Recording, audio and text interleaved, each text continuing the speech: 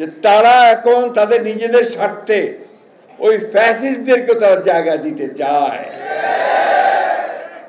শুধু 36 দিনে তার ফ্যাসিস্টরা উঠে যায়নি, 15 বছরের আন্দোলনে, ত্যাগে, রক্তে কিন্তু ফ্যাসিস্টদেরকে হারতে হয়েছে। হ্যাঁ, অবশ্যই এই 36 দিন ছিল একটা চূড়ান্ত যে আন্দোলন, সেই আন্দোলনের শেষ পর্যায়ে। সেই পর্যায়ে নিঃসন্দেহে আমাদের ছেলেরা তাদের অবদান রেখেছে। আমরা একটা হিসাব দেখেছি আমাদের, সেই হিসাবে দেখেছি যে এই প্রায় 2000 ছেলে যারা শহীদ হয়েছে তাদের মধ্যে প্রায় 800 ছেলে আমাদের ছাত্র দলের ছেলেরা রয়েছে।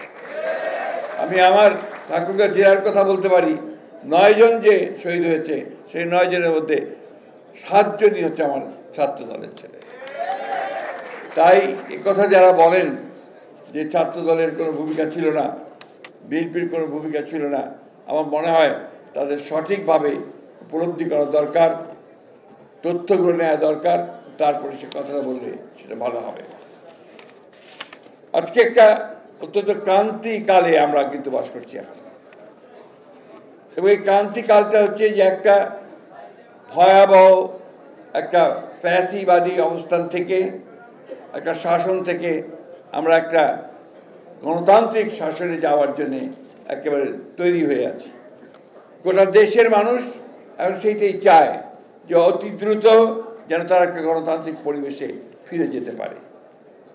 কিন্তু এখন পর্যন্ত 7 মাস আমরা সেই জায়গায় যেতে পারিনি, কারণ আমরা দেখছি যে নতুন একটা সরকার, অন্তর্বর্তীকালীন সরকার, আমরা তাকে সমর্থন দিয়েছি। তারা চেষ্টা করছেন অতি দ্রুত কিছু কাজ শেষ করে এই নির্বাচনের দিকে যাওয়া। কিন্তু এর মধ্যেই কতগুলো সন্দেহের সৃষ্টি হয়েছে মানুষের মধ্যে। সেই সন্দেহটা হচ্ছে যে আদৌ নির্বাচনটা এরা আন্তরিক কিনা। কারণ আছে এই সন্দেহ সৃষ্টি হওয়ার। তার মধ্যে গতকালই একটা খবর বেরিয়েছে, নিশ্চয়ই আপনারা দেখেছেন, যে স্থানীয় সরকার উপদেষ্টা যিনি আছেন তিনি বলেছেন ফ্যাসিস্টদের লোকেরা যদি কেউ মাপ চেয়ে নির্বাচনে অংশ নিতে চায় তাহলে তারা অংশ নিতে পারবে। এটা কি আপনারা মেনে নেবেন? তোমরা এটা মানবে?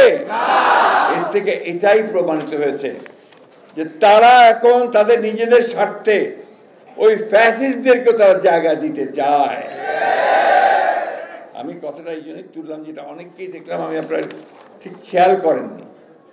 এই কথাটা কালকে স্থানীয় সরকার উপদেষ্টা বলেছেন, which is dangerous।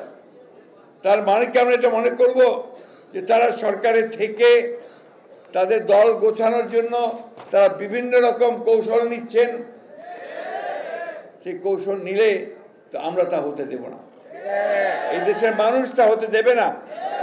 আমরা সেই যে খুব পরিষ্কার করে বলছি, অবশ্যই নতুন যে কোনো রাজনৈতিক দলকে আমরা স্বাগত জানাবো। ছাত্র সংগঠন ইতিমধ্যে করেছেন, আমরা স্বাগত জানাচ্ছি। যখনই দল তৈরি করবেন স্বাগত জানাবো।